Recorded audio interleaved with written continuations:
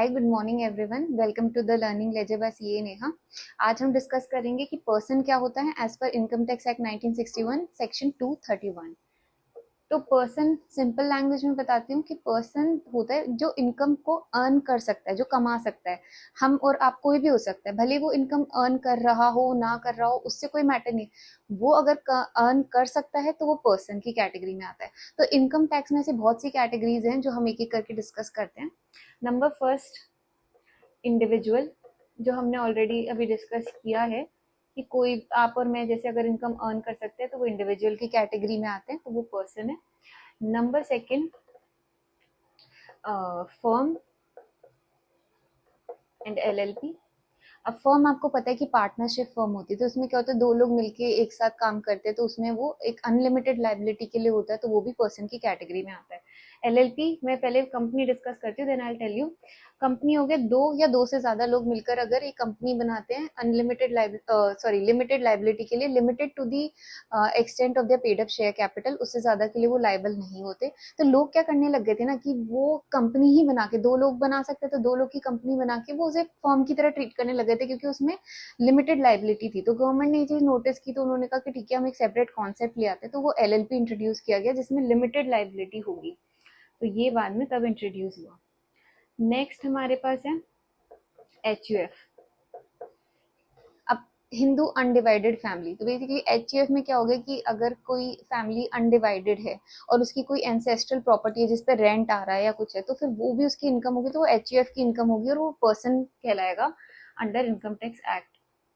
Number fifth, AOP and BOI.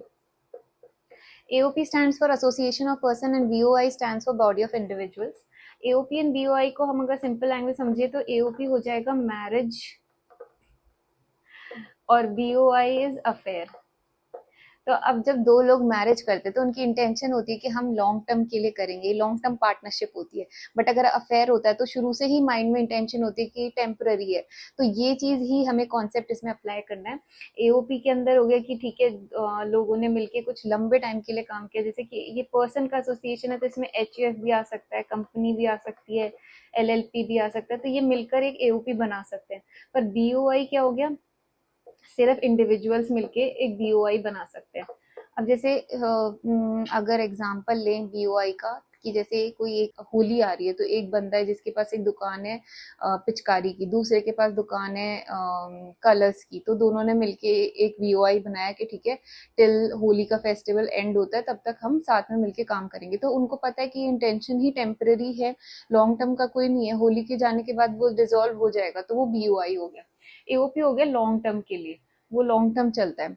तो अब AOP मतलब ये है कि ऐसा नहीं है कि एओपी के अंदर डिसॉल्व होते ही नहीं है, डिसॉल्व तो हो सकते हैं पर इंटेंशन इनका हमेशा लॉन्ग टर्म का ही होता है। अब जैसे आप बोलोगे कि मैरिज में डिवोर्स होता है, तो इंटेंशन लेकिन स्टार्टिंग में हमेशा लॉन्ग टर्म का होता है, पर एओपी का उस तरह से ही कॉन्सेप्ट है।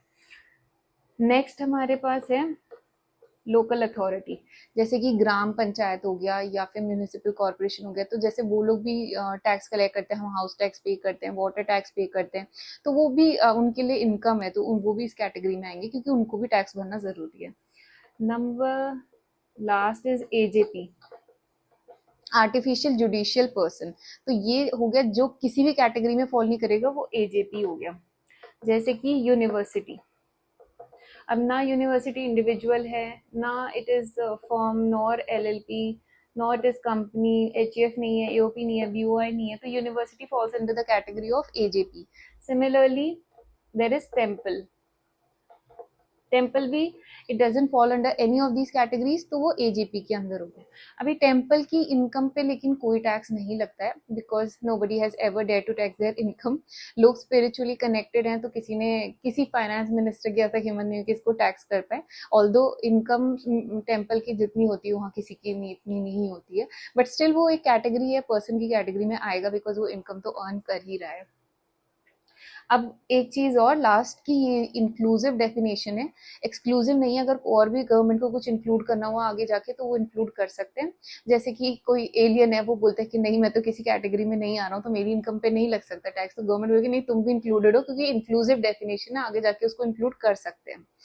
तो that's it. If you like the video, like, share and subscribe, and do comment down below if you have any questions. Follow Learning Ledger for more such content.